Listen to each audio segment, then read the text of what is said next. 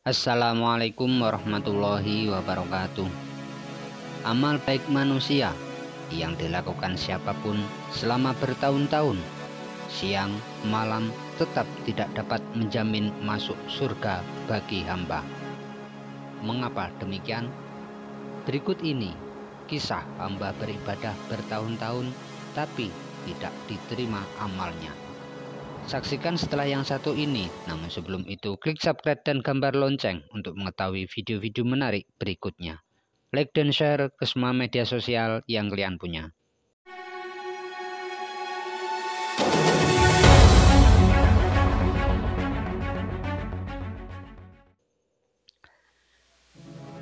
Dalam sebuah hadis riwayat Sahih Muslim yang cukup panjang, diriwayatkan oleh sahabat Jabir radhiyallahu an, bahwasannya Rasulullah Muhammad SAW bersabda, "Baru saja Jibril datang kepadaku tadi. Jibril berkata, 'Hai Muhammad, demi Allah bahwasanya ada seseorang melakukan ibadah kira-kira 500 tahun di atas puncak sebuah gunung yang luas.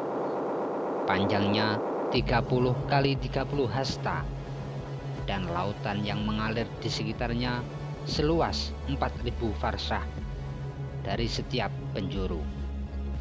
Di bawah gunung tersebut terdapat sumber air jernih kira-kira 1 jari lebarnya, dan terdapat pula pohon buah delima yang sengaja disediakan oleh Allah untuknya, di mana setiap hari mengeluarkan buahnya 1 biji.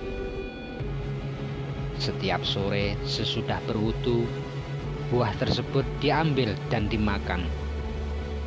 Kemudian dia melakukan sholat seraya berdoa, mohon diambil nyawanya di tengah-tengah melakukan sujud, agar supaya tubuhnya tidak tersentuh bumi atau yang lainnya, sehingga ia bangkit di hari kiamat tengah bersujud kepada Allah. Maka permohonannya dikabulkan Allah. Karena itu setiap kami lewat naik turun langit, pasti dia tengah bersujud. Kami temukan tulisannya di Lauhil Mahfuz bahwa ia akan dibangkitkan kelak di hari kiamat dalam keadaan masih tetap bersujud dan diajukan kepada Allah. Kemudian Allah berfirman, "Masukkanlah hambaku ini ke surga karena rahmatku." Akan tetapi hamba itu menjawab, "Melainkan karena amalku semata aku masuk surga." Lalu Allah menyuruh malaikat untuk menghitung semua amalnya dibanding nikmat pemberiannya, dan ternyata setelah ditotal amal keseluruhan selesai dan dimulai dengan menghitung nikmatnya mata saja, sudah melebihi pahala ibadahnya sepanjang 500 tahun. Padahal nikmat-nikmat yang lain-lainnya jauh lebih besar dan berharga. Lalu Allah berfirman, "Lemparkan ia ke dalam neraka." Kemudian malaikat membawanya dan akan dilemparkan ke dalam neraka. Di tengah perjalanan menuju neraka, ia menyadari kekeliruannya dan menyesal seraya berkata, "Ya Allah, masukkanlah aku ke surga karena rahmat-Mu." Akhirnya Allah berfirman kepada malaikat, "Kembalikanlah ia." Lalu ditanya si hamba tadi, "Siapakah yang menciptakan kamu dari asalnya?" Jawab si hamba, "Engkau ya Allah." "Lalu hal itu dikarenakan amalmu ataukah rahmatku?" Si hamba menjawab, "Karena rahmatmu ya Allah." "Siapakah yang menguatkanmu beribadah selama 500 tahun?" Si hamba menjawab, "Engkau ya Allah." "Dan siapakah yang menempatkan kamu di atas gunung, dikelilingi lautan di sekitarnya. Di kaki gunung tersebut memancar sumber air tawar, dan tumbuh pohon delima yang buahnya kau petik setiap sore.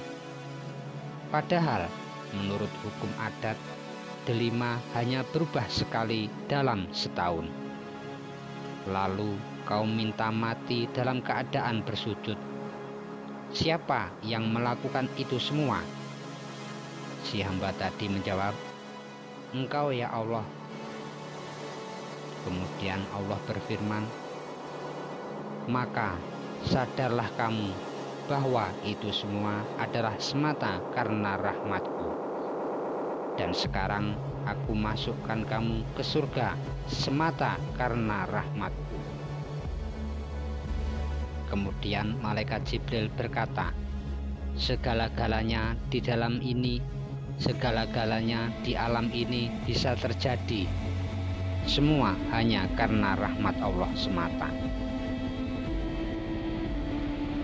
Mengapa semua ini bisa terjadi? Mengapa semua ini bisa terjadi? Bukankah hamba itu sudah sedemikian rajinnya beribadah? Dari sini ada beberapa pelajaran yang dapat kita ambil. Mudah-mudahan hal ini bisa menjadi renungan dan bermanfaat untuk kita semua.